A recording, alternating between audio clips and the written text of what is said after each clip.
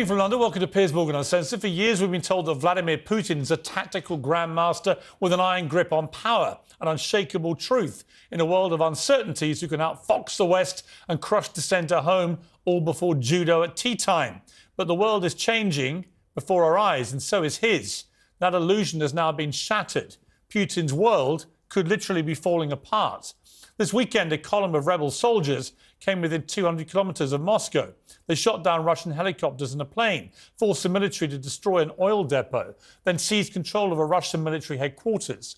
Those soldiers weren't part of some Western plot. They were Russians, part of the mercenary Wagner army led by Yevgeny Prigozhin, who launched the biggest assault on Putin's power that he's ever experienced. And Russia's dictator, normally so careful to manage the propaganda on state television, was seriously rattled. All those who deliberately went on the path of treason were preparing an armed rebellion, were preparing terrorist attacks, will be punished inevitably. But that didn't happen. The Wagner rebels met little, if any, resistance. In some places, they were even cheered and celebrated by other Russians. A panicked President Putin lined Moscow streets with troops and dug up roads to the capital. The city's residents were told to stay indoors with work on Monday cancelled. And when Prigozhin, the mad chef, agreed his deal to stand down the rebellion, he was even cheered and fist bumped as he drove away. We don't know yet why he made that deal or what it all really means, or whether he'll survive the fallout himself, exiled apparently in Belarus. What we do know is that Russian troops were killed and military hardware destroyed on Russia's own soil by a renegade Russian militia.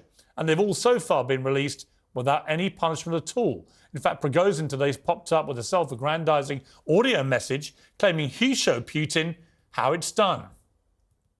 За сутки не дошли всего 200 километров до Москвы, зашли и полностью взяли под контроль город Ростов. Мирные жители были рады нас видеть.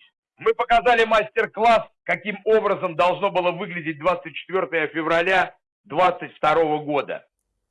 Putin, on the other hand, today failed to even mention the failed coup in his first statement since the country sat on the brink of a civil conflict. Before the war in Ukraine, that would have been unthinkable. Before this weekend, it would also have been unthinkable. Now it seems clear that Putin's demented quest to build an empire by invading and destroying his neighbours threatens his own very survival. This was a plot from within. These people know where he sleeps and where he hides. His own people saw him humiliated and exposed. Putin's iron grip has just turned, well, to jelly.